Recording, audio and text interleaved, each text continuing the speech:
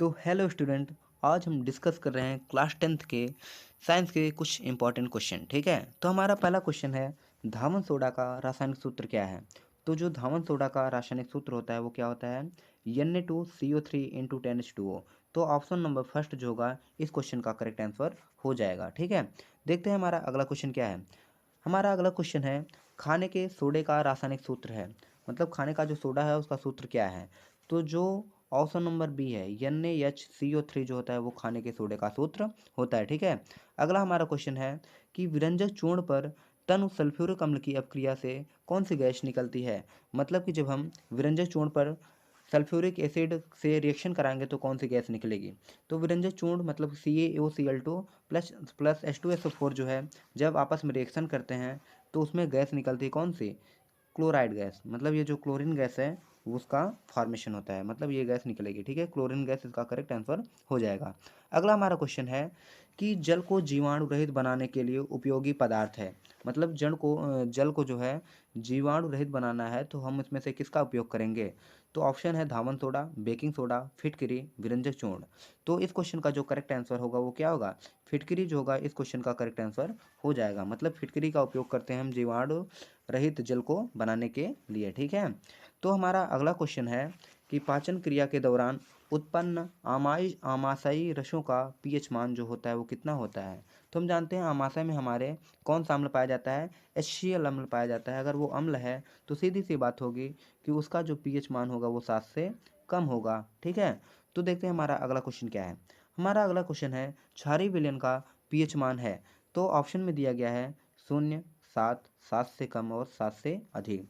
तो हम मतलब कि हमने पढ़ रखा है कि जो अगर किसी विलयन का पीएच मान 7 से कम है तो वो अम्ल होगा, 7 से अधिक है तो वो क्षार होगा और 7 है तो वो उदासीन विलयन होगा। तो इसमें पूछा कि क्षारीय विलयन का पीएच मान, तो क्षारीय विलयन अगर वो पूछ रहा है तो अगर जिस विलयन का पीएच मान 7 से अधिक होगा तो वो क्या होगा, क्षार होगा। ठीक है, देखते हैं हम अपने अगले क्वेश्चन को।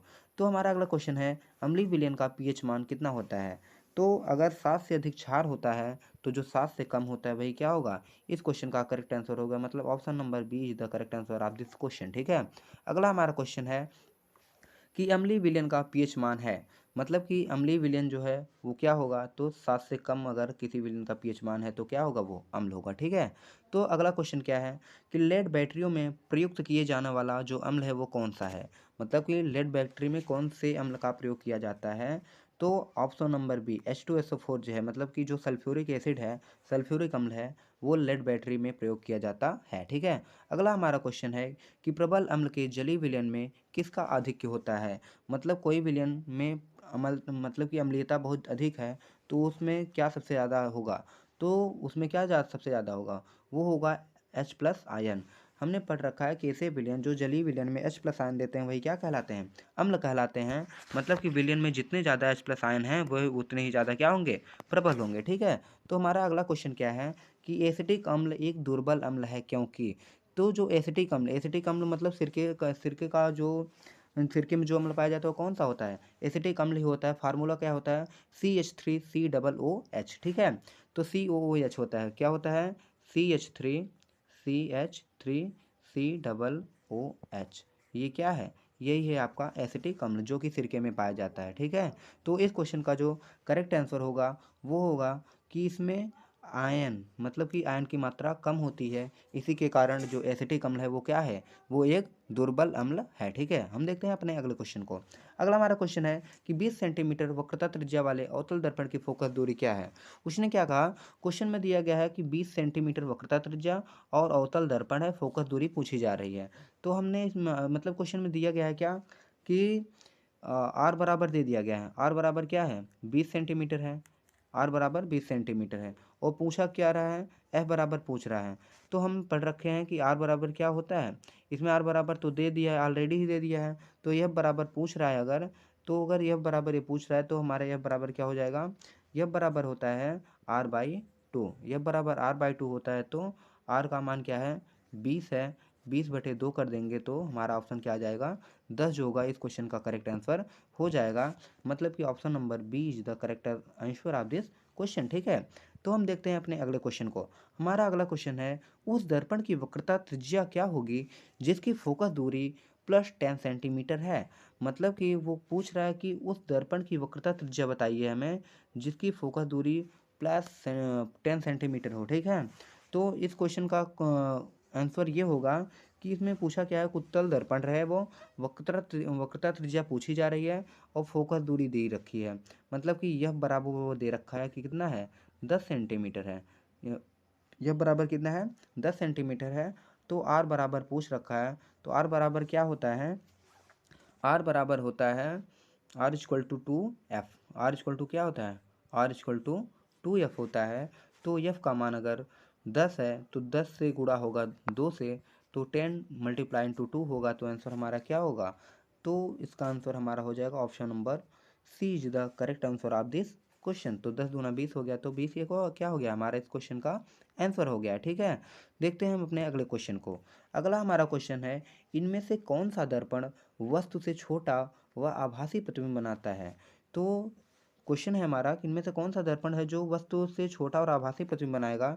तो option number C is the, मतलब कि उत्तल जो होगा, उत्तल दर्पण ही होता है जिसमें वस्तु से छोटा और आभासी प्रतिबिंब बनता है, ठीक है। तो अगला हमारा क्वेश्चन है, इनमें से कौन सा दर्पण, तो क्वेश्चन रिपीटेड है, तो इसका भी आंसर क्या हो जाएगा, उत्तल ही होगा, ठीक है। अगला हमारा क्वेश्चन है कि एक उत्तल दर्पण की फोकस दूरी 12 सेंटीमीटर है, दर्पण के उत्तल पृष्ठ की त्रिज्या पूछ रहा है। मतलब कि इसने दे रखा है कि यह बराबर क्या है, 12 सेंटीमीटर, आर बराबर पूछ रहा है। तो हम पढ़ रखे हैं कि आर बराबर क्या होता है, आर इक्वल टू 2F होता है। तो अगर ये 12 है तो 12 गुणे 2 हो जाएगा, तो 12 गुणे 2 अगर होगा तो 24 सेंटीमीटर क्या होगा, इस क्वेश्चन का करेक्ट आंसर हो जाएगा। अगला हमारा क्वेश्चन है कि समतल दर्पण की फोकस दूरी क्या होती है। वो समतल दर्पण की फोकस दूरी से ये दे रखा है कि क्या, शून्य, अनंत, 25 सेंटीमीटर, -25 सेंटीमीटर। तो इस क्वेश्चन का जो करेक्ट आंसर होगा वो क्या होगा, अनंत। मतलब समतल दर्पण की फोकस दूरी कितनी होती है, अनंत होती है, ठीक है। अगला हमारा क्वेश्चन है कि फोकस दूरी व वक्रता त्रिज्या के बीच संबंध है। तो हम क्या जानते हैं, हम जानते हैं कि F इक्वल टू क्या होता है, F इक्वल टू R/2 होता है। और क्या होता है, और होता है R बराबर 2F होता है। मतलब जो वक्रता त्रिज्या होती है वो फोकस दूरी के दुगनी होती है, जो फोकस दूरी होता है वो वक्रता त्रिज्या के आधी होती है। मतलब क्या होगा, इस क्वेश्चन का जो करेक्ट आंसर हो जाएगा वो ऑप्शन नंबर सी, मतलब कि R इक्वल टू 2F और F equal to R/2 is the correct answer of this question होगा। तो अगला हमारा क्वेश्चन है कि समतल दर्पण के सामने एक वस्तु दर्पण से 10 सेंटीमीटर दूरी पर रखी गई। क्या क्वेश्चन है, समतल दर्पण है और एक वस्तु उसके सामने 10 सेंटीमीटर पर रखी गई, मतलब कि U बराबर वो उसने दे रखा है। और दर्पण कौन सा है, समतल दर्पण हमारा है। और वो पूछ रहा है दर्पण से प्रतिबिंब की दूरी होगी, मतलब कि V बराबर वो पूछ रहा है। और हमने अभी पीछे पढ़ रखा है कि समतल दर्पण की जो फोकस दूरी होती है वो क्या होती है, इनफाइनाइट, मतलब अनंत होती है। जिसके कारण ये U क्या होगा, U का एलसीएम 10 ही होगा। 10 के कारण हमारा जो आंसर भी होगा वो भी क्या होगा, वो भी 10 सेंटीमीटर ही होगा, ठीक है। तो अगला हमारा क्वेश्चन क्या होगा, देखते हैं। श्वेत प्रकाश जब प्रिज्म से गुजरता है तो सर्वाधिक विचलन किस में होता है। तो जब एक, मतलब कि सनलाइट जो है प्रिज्म से इस पार से उस पार निकलती है तो सबसे ज़्यादा विचलन, मतलब कि सबसे ज़्यादा झुकाव किस रंग का होता है। तो बैगनी रंग का सबसे ज़्यादा झुकाव होता है, उसी को विचलन कहते हैं, ठीक है। अगला हमारा क्वेश्चन है कि वायु में प्रकाश की चाल, क्या क्वेश्चन दिया है, वायु में प्रकाश की चाल 3 × 10⁻8 मीटर पर सेकंड, जबकि वायु में और एक पदार्थ में इसकी प्रकाश की चाल 1.5 × 10⁸ तो हम पढ़ रखे हैं कि पहले माध्यम में क्या है, 3 × 10⁸ क्या है, 3 × 10⁸ तो 10⁸ ये ऊपर हो जाएगा आपका। और नीचे क्या होगा, नीचे होगा 1 पॉइंट, यहाँ पे 1 पॉइंट आपका होगा, 1 पॉइंट करके, और पॉइंट करने के बाद क्या हो जाएगा, 1.5 का गुणा करके 10⁸। उसके बाद जब हम इन्हें काटेंगे तो हमारा आंसर क्या होगा, 10⁸ से 10⁸ कैंसिल हो जाएंगे। उसके बाद 1.5 2 जा क्या होगा, 3 होगा। तो ऑप्शन नंबर डी जो होगा इस क्वेश्चन का करेक्ट आंसर हो जाएगा, ठीक है। अगला हमारा क्वेश्चन है, आकाश का रंग नीला दिखाई देता है, तो किसके कारण दिखाई देता है। तो प्रकाश प्रकीर्णन के ही कारण क्या होता है, आकाश का रंग नीला दिखाई देता है, ठीक है। अगला हमारा क्वेश्चन है, क्रांतिक कोण का मान किसके लिए अधिकतम होता है। तो सबसे ज़्यादा क्रांतिक कोण जो होता है वो बैगनी रंग के लिए होता है, ठीक है। अगला हमारा क्वेश्चन है, एक उत्तल लेंस की क्षमता 2 डायोप्टर है, तो फोकस दूरी पूछ रहा है। मतलब हमने पढ़ रखा है कि P बराबर क्या होता है, P इक्वल टू जो होता है 1/F होता है, बट इसमें P जो है ऑलरेडी दे दिया है, क्योंकि जो होती है P क्या है, लेंस की क्षमता है। लेंस की क्षमता किस में मापी जाती है, डायोप्टर में मापी जाती है। तो ये P पहले ही रखा है, तो इसने F, इसमें क्या करना है हमें, F निकालना है, फोकस दूरी निकालना है। तो फोकस दूरी बराबर क्या हो जाएगा, 1/P हो जाएगा। अगर फोकस दूरी बराबर 1/P, तो क्या हो जाएगा, तो यहाँ पे देखते हैं हम लोग, तो P का मान इसने पहले ही दे दिया है 2, 2 बराबर क्या होगा 1/F। तो हमारा आंसर क्या आएगा 1/2। 1/2 किस में आएगा, सेंटीमीटर में। सेंटीमीटर को 1/2 मतलब 0.5, 0.5 को हम मतलब सेंटीमीटर में जब कन्वर्ट करेंगे तो कितना आएगा, वो आएगा 50 सेंटीमीटर। तो 50 सेंटीमीटर क्या होगा, इस क्वेश्चन का करेक्ट आंसर हो जाएगा। अगला हमारे क्वेश्चन का आंसर, क्वेश्चन देखते हैं क्या है। अवतल लेंस एक वस्तु का प्रतिबिंब बनाता है। मतलब एक अवतल लेंस है, उसमें वस्तु का प्रतिबिंब कैसे बनता है, तो जो एक अवतल लेंस है उसमें हमेशा कैसा प्रतिबिंब बनेगा, तो उसमें बनेगा सीधा और आभासी जो होगा, उसमें हमेशा ऐसा ही प्रतिबिंब बनेगा। ठीक है। अगला हमारा क्वेश्चन है कि पूर्ण आंतरिक परावर्तन के लिए आवश्यक शर्तें हैं। तो क्या क्या दिया है कि प्रकाश किरण विरल माध्यम से सघन में जानी चाहिए, प्रकाश किरण सघन से विरल में जानी चाहिए, आपतन कोण का मान क्रांतिक कोण से अधिक होना चाहिए, आपतन कोण का मान क्रांतिक कोण के बराबर होना चाहिए। तो हमने पढ़ रखा है क्या कि हमेशा अगर आपको पूर्ण आंतरिक परावर्तन देखना है तो प्रकाश किरण जो है वो सघन माध्यम से विरल माध्यम में जानी चाहिए, तभी वहाँ पर आपको पूर्ण आंतरिक परावर्तन दिखाई देगा। ठीक है। तो option number B is the correct answer of this question. तो अगला हमारा क्वेश्चन है, एक व्यक्ति अपने चश्मे में 20 सेंटीमीटर फोकस दूरी के, एक जो व्यक्ति है वो अपने चश्मे में 20 सेंटीमीटर फोकस दूरी का के उत्तल लेंस का प्रयोग करता है। तो उस लेंस की क्षमता ये पूछ रहा है। तो उसमें लेंस की क्षमता P इक्वल टू 1/F हो जाएगा। तो 1/F होगा तो ये क्या होगा, हमारे इस क्वेश्चन का जो आंसर होगा वो क्या होगा, +5 डायोप्टर जो होगा इस क्वेश्चन का करेक्ट आंसर हो जाएगा। ठीक है। अगला हमारा क्वेश्चन है, चंद्रमा से देखने पर आकाश का रंग कैसा दिखाई देता है। आप लोग नीचे से आकाश को देखते हैं वो नीला दिखाई देता है, अगर आप चांद पर से मतलब चंद्रमा से आप पृथ्वी को देखेंगे तो वहाँ पे क्या दिखाई देगा, वो हमेशा दिखाई देगा काला। कैसा दिखाई देगा, काला दिखाई देगा। क्यों दिखाई देगा, क्योंकि वहाँ पर किसकी अनुपस्थिति होती है, वहाँ पर अनुपस्थिति होती है एटमॉस्फेयर, वायुमंडल की कमी होती है ना, वायुमंडल की कमी के ही कारण क्या होता है, वो काला दिखाई देगा। ठीक है।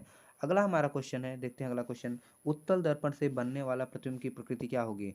मतलब कि उत्तल दर्पण में प्रतिबिंब कैसा बनता है, उत्तल दर्पण में भी प्रतिबिंब कैसा बनेगा, आभासी व सीधा बनेगा।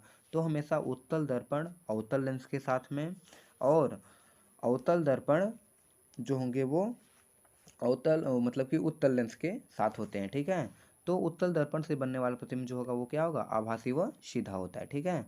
तो अगला हमारा क्वेश्चन है, तो यहीं पे हमारे क्वेश्चन समाप्त होते हैं। तो हमने 30 क्वेश्चन कंप्लीट कर लिए हैं। तो thanks for watching full video. तो आप ऐसे ही हमारे साथ बने रहिए, हम मिलते हैं अपने अगले